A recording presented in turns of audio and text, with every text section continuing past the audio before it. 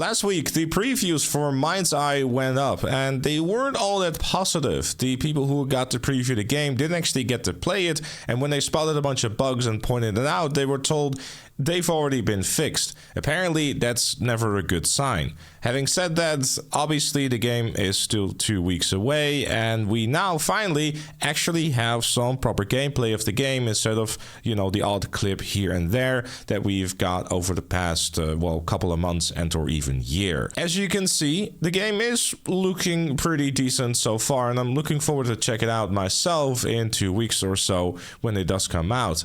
Obviously, there are still some questions that I have about it because seeing a game and playing the game are two different things, and this is primarily coming down to the game type itself. To me, it seems that it isn't actually an open world game like your traditional one where you're on the map, the mission is there, you drive there and you play the mission.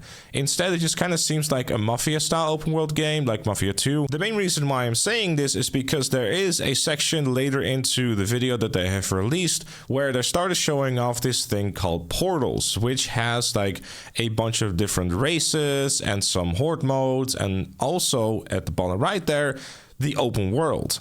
Which kind of makes me wonder, so in order for us to play in the open world, we have to go to a menu to enter the open world.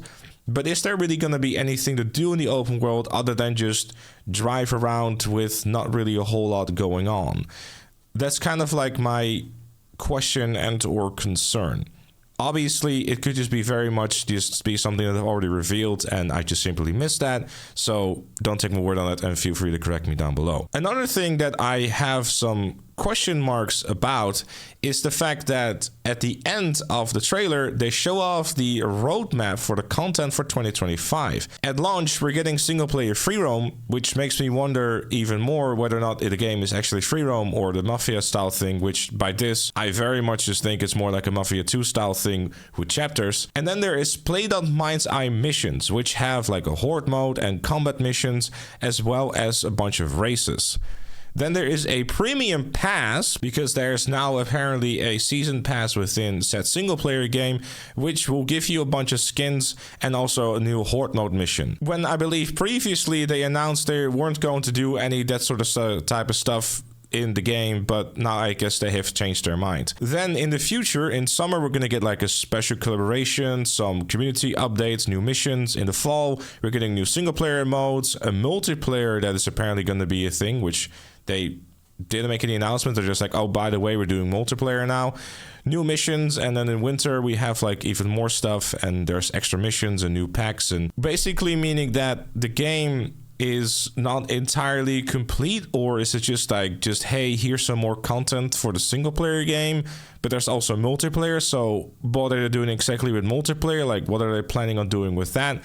Is multiplayer just going to be as simple as just driving around, or are there like race types and everything? I'm sure they'll reveal more about that, but it just kind of seems a little bit out of the blue to be like, oh, by the way, yeah, there's multiplayer, without, as far as I'm aware, having made any announcements about that. So curious about that one, what they're planning on doing with multiplayer. But then the winter update apparently has an update to free roam, which makes me wonder, does the open world really have anything going on at all? Because you would assume that there is stuff to do already. A lot of questions about the game still, because I think the marketing for this, it's a little bit confusing. Obviously, seeing is believing. The game is coming out in about 2 weeks. I'll be playing it on stream and stuff like that to give it a little look-see, see what's up. Obviously, going in this with an open mind, sorry, it was a really bad pun. Because, I'm a firm believer in the fact that you cannot really judge a game like fully until you've actually played it. Like, looking at some trailers, looking at some gameplay videos doesn't tell the full story. If you want to see the 6.5 odd minute video yourself of like them explaining the game and like a little bit of background story about what the story is and stuff like that, which is actually very nice to hear some more background about that, then, check it out. I'll leave a link in the description down below if you want to see it for yourself. But those are just kind of my thoughts about it. I'm not like, I'm interested in the game, but I still have like a lot of question marks about what exactly are we getting, right? Because according to the previews, it's a 15-hour story. But then I look at the content roadmap and it's kind of like, is it like a free roam thing, or you just have to like launch different races from a menu, and then there's a horde mode and combat missions? It seems a little bit random, because there's also this whole section about people being able to make their own missions, which was a thing what I would presume was what was everywhere was.